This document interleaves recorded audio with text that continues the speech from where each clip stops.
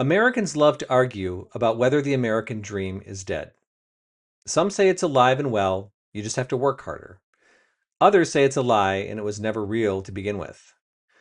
Both sides are missing the point, however. The American dream isn't dead. It's actually worse than that. It still exists, but it no longer works the way people think it does.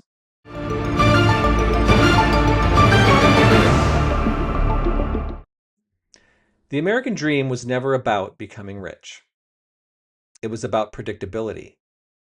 The promise was simple.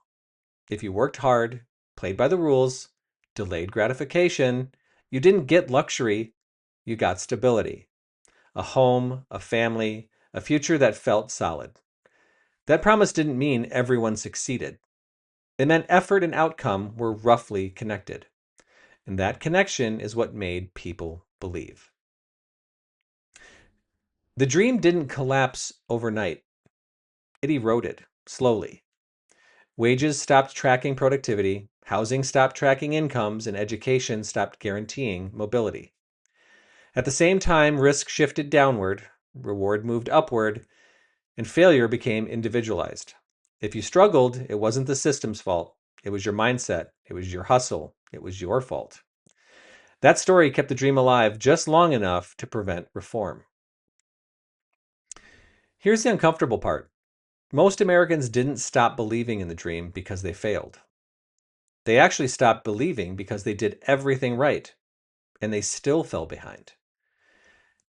They went and got educated, stayed employed, avoided reckless decisions, and they watched the finish line move further away. That doesn't produce laziness. It produces resentment. And resentment, well, that looks for villains. That system doesn't defend itself by fixing problems. It defends itself by moralizing outcomes. If you succeed, you earned it. And if you fail, you deserved it.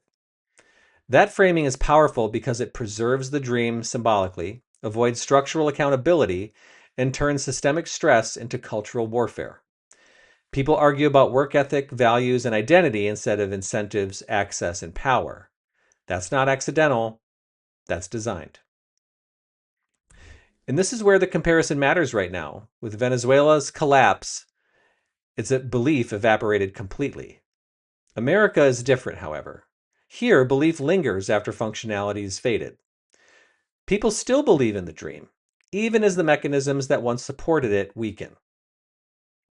And that creates a uniquely American tension: hope without reliability. And that tension doesn't break systems instantly. It destabilizes them slowly. And this is the phase we're in right now. Not a collapse, not prosperity, but decoupling.